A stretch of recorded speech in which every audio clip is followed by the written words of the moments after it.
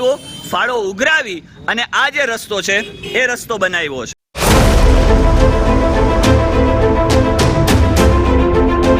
Hello guys, welcome back to my new video. મિત્રો, સ્વાગત કરું છું આજના વિડીયોમાં। આપ સૌનું આશા રાખું છું આપ સૌ મજામાં હશો, પરિવાર સાથે હશો અને ખુશ હશો।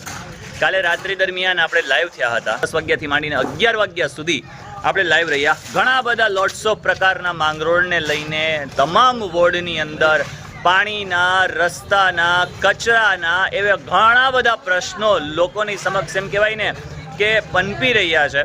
ઘણા લોકો છે એ એવું કરે છે કે ભાઈ રજૂઆતો કરે છે કે સાહેબ અમારા વિસ્તારની અંદર રસ્તો બાકી રહી ગયો છે, કે સાહેબ અમારે ત્યાં પાણી પીવાનું ટાઈમ પસાર નથી આવતું, અથવા તો સાહેબ અમારે ત્યાં વર્ષોથી આ પરિસ્થિતિ આવે છે।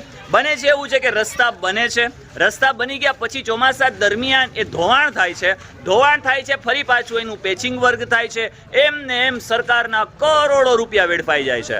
પરંતુ આજના જે અહીંયાના રહેવાસી લોકો છે એ લોકોએ ઘણી બધી રજૂઆતો અગાઉ પણ કરેલી હતી, પરંતુ કોઈ પણ પ્રકારે ધ્યાને ન લેતા આ લોકોએ પોતાની જાતે એવું વિચાર્યું કે ભાઈ જ્યારે માંગરોળની અંદર ગટર યોજના થાય તો ત્યારની વાત છે, પરંતુ આમને આમ આપણાને જે ચાલવામાં તકલીફ થાય છે, આપણાને ચાલવામાં જે પ્રોબ્લેમ થાય છે, જે રાહદારીઓને, બહેનોને અહીંયાથી નીકળવામાં સમસ્યાઓ ઊભી થાય છે, આ સમસ્યાના સમાધાન માટે હવે કરવું તો કરવું શું? એટલે આજુબાજુના વિસ્તારના જે લોકો છે એ બધા એવું નક્કી કર્યું કે ભાઈ આપણે જાતે જ રસ્તો બનાવી નાખીએ। ભલે એ લોકો જે તે સૂતા હોય એ સૂતા રહે, પરંતુ આપણે આમના નિકાલ માટે કંઈક તો કરવું પડશે। એટલે એક વિસ્તારની અંદર તમને પહેલા જણાવી દઉં કે કયા વિસ્તારમાં છું। મિત્રો, આ છે બસ સ્ટેન્ડ અને બસ સ્ટેન્ડથી સીધો બંદર દરવાજા રોડ, અને બંદર દરવાજા રોડથી આપણે જઈએ છીએ એટલે કે નૂરનગર રોડ ઉપર। આ નૂરનગર રોડ ઉપર ઘણા સમયથી અહીંયા આ રસ્તા ઉપર ખાડાઓ હતા અને રાહદારીને ચાલવામાં ઘણી બધી તકલીફ થતી। બાજુમાં મસ્જિદ પણ છે, લોકોને અહીંયાથી નમાઝ પઢવામાં ઘણી બધી અગવડતાઓ અનુભવવી પડતી, જેથી કરીને આ આજુબાજુના લોકો છે આ તમામ લોકોએ એવું નક્કી કર્યું કે ભાઈ આ લોકો નગરપાલિકા જ્યારે કામ કરે ત્યારે, પરંતુ આપણે જેટલું શક્ય બને એટલું આપણે આપણી રીતે રસ્તો બનાવી નાખીએ। ખરેખર આ લોકોનું જે કાર્ય છે, આ લોકોએ સારો મસ્ત મજાનો એમ કહું ને કે સિમેન્ટ સારી વાપરી છે, કાંકરી સારી વાપરી છે, અને એમ કહેવાય ને ઉપર ફરી પાછું સિમેન્ટનો પાણીનો રોગો પણ કર્યો છે। આપણે પેચિંગ વર્ક થાય છે ને ત્યારે પેચિંગ વર્ક પછી ફરી પાછું ચોમાસું આવે છે ને તો બધું ધોવાણ થઈ જાય છે। ખબર નહીં સરકારનો જે કંઈ પણ રૂપિયો છે એ રૂપિયો વેડફવામાં જ લોકોને રસ હોય કે શું એ તો ખબર નથી, પરંતુ આ લોકોનું જે કાર્ય છે ને એ ખરેખર બિરદાવવા લાયક છે। મિત્રો, આ નૂરનગર વિસ્તારના તમામ લોકો અહીંયા ઊભા છે।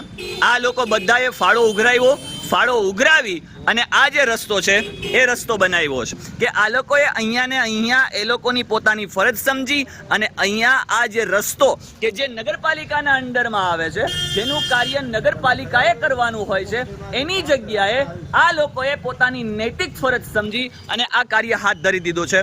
જો હું તમને બતાવું કે અહીંથી રસ્તો એ લોકો સ્ટાર્ટ કર્યો છે અને છેવટ સુધી જે રિક્ષા પડી છે એનાથી આગળ પણ ઘણા બધા એવા પ્રકારના ખાડા હતા, પાણીનો ભય રહેતો, કચરો રહેતો, ગારો રહેતો, પરંતુ આ લોકોએ એવું વિચાર્યું કે ભાઈ ચલો આપણે જ પૂર્ણ કરી નાખીએ અને આ લોકોએ રસ્તો ભરી નાખ્યો।